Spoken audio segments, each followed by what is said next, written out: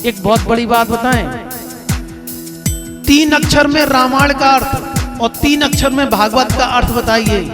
केवल अक्षर 3 हो और पूरी रामायण 3 अक्षर में आ जाए, कोई बता सकता है?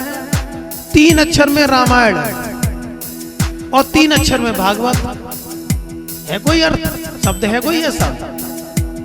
लेकिन आप जानते हैं पर बता नहीं पाएंगे। इसी प्रकार से आप परमात्मा को जानते हैं लेकिन बता इसलिए नहीं पाएंगे कि जब तक भेद ही नहीं मिलेगा, जब तक गुरु नहीं मिलेगा, आपके घट में परमात्मा होने की बात भी आपको नहीं मिलेगा। वो कैसे? जैसे अभी आपको अर्थ हम बताएंगे इसका तो आप कहेंगे अरे गुरुजी जी तो हम जानते थे, लेकिन अबे हम पूछ रहे 1 लाख रुपया इनाम है, कोई ये बता दे कि 3 अक्षर में रामायण का अर्थ और 3 अक्षर में भागवत का अर्थ, 1 लाख रुपए का प्रश्न है, कोई बताएगा? 3 अक्षर में सिर्फ कोई बताएगा? हाथ उठाए अगर बता सके। ये तो 4 हुई है, 3 कहाँ है? रामायण ये तो 4 हो गए, भागवत तो जित 4 हुई है। हम 3 अक्षर में पूछ रहे हैं, प्रश्न को समझो, सिर्फ 3 अक्षर में। बच्चे ने बहुत हिम्मत करके बताई है लेकिन वो बात पूरी तरीके से नहीं फिट बैठ पाई है।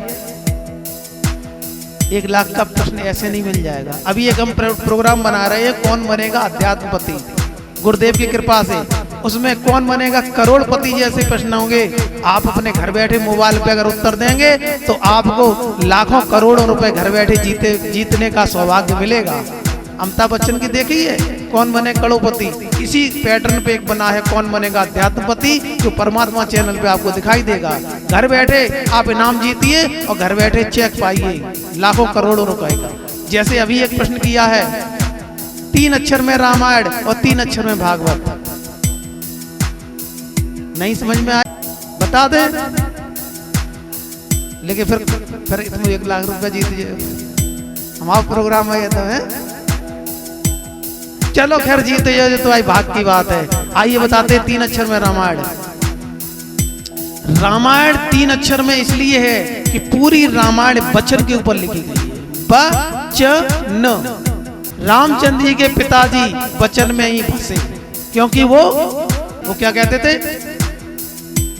रघुकुल रीत सदा चले आई, प्राण जाए पर वचन न जाई।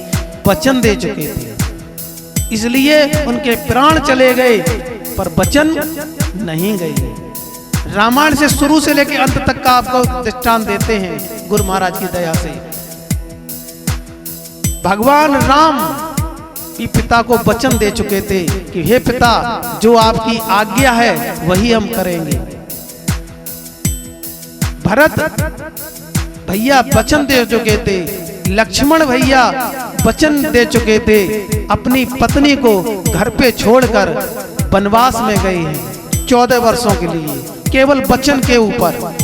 और जिस समय रावण का भाई विभीषण जब रामचंद्र के पास आया तो रामचंद्र उसे लंकेश्वर नाम से तिलक कर दिया, यानी कि लंकेश का राजा बना दिया, और रावण मरा भी नहीं। तो एक भक्त ने वहां कहा कि काय, अगर रावण ने आपने रावण को नहीं जीत पाया तो फिर इन्हें तिलक लगा दिया, वचन दे दिए, इनका क्या होगा?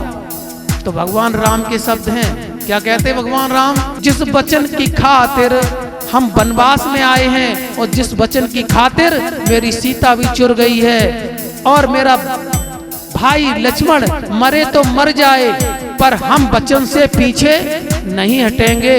अगर हमने लंका न जीत पाई तो मेरे भाग्य में, मेरे हक में अयोध्या का राज्य है। मैं विभीषण को अयोध्या का राज्य दूंगा और सारे जीवन अपना वन में काटूंगा। भगवान राम के वचन है ये।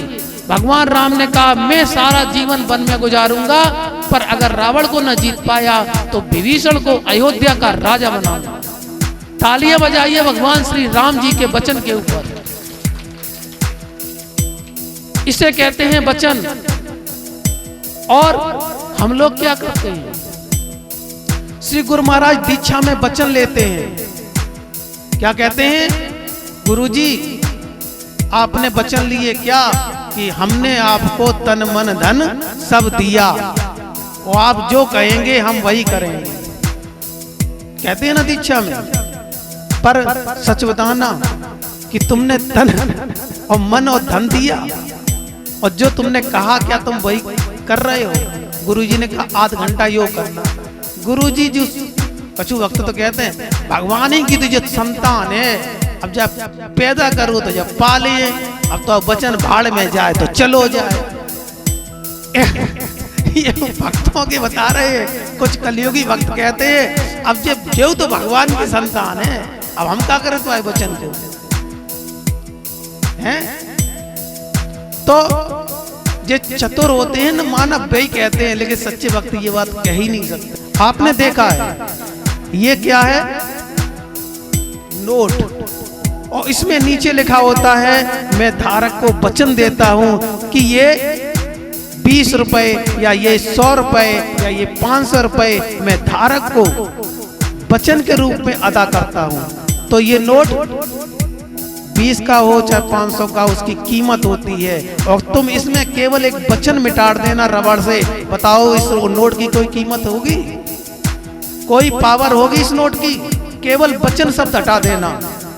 जब नोट वचन से खत्म हो जाता है, उसकी शक्ति खत्म हो जाती है, तो बताओ गुरु दीक्षा से गुरु की शक्ति खत्म हो जाएगी अगर तुम उनके वचन को नहीं मानोगे? हो जाएगी शक्ति खत्म। नोट की खत्म हो जाएगी शक्ति। रामायण सुनी है और रामायण के वचन न मानो तो रामायण की शक्ति खत्म हो जाती है प्यारे, क्योंकि पूरी रामायण सिर्फ वचन पर लिखी गई है। समझ गए? तो पहला शब्द हमने पूछा था कि रामायण का 3 शब्दों में अर्थ क्या है। अब समझ गए कि रामायण का 3 शब्दों में अर्थ क्या है? वचन। अब दूसरा प्रश्न किया था इसी में कि भागवत का 3 शब्दों में अर्थ क्या है? कोई बता दे। रामायण का तो अर्थ समझ में आ गया होगा। भागवत का अर्थ, भागवत का 3 शब्दों में अर्थ है कपट। मोहे कपट छल छिद्र न भावा, मोहे कपट छल छिद्र न भावा। अगर सुदामा कपट नहीं करता तो क्या गरीब होता? क्या भगवान कृष्ण द्वारकाधीश और सुदामा गरीब? क्योंकि गुरु माता ने क्या दिया?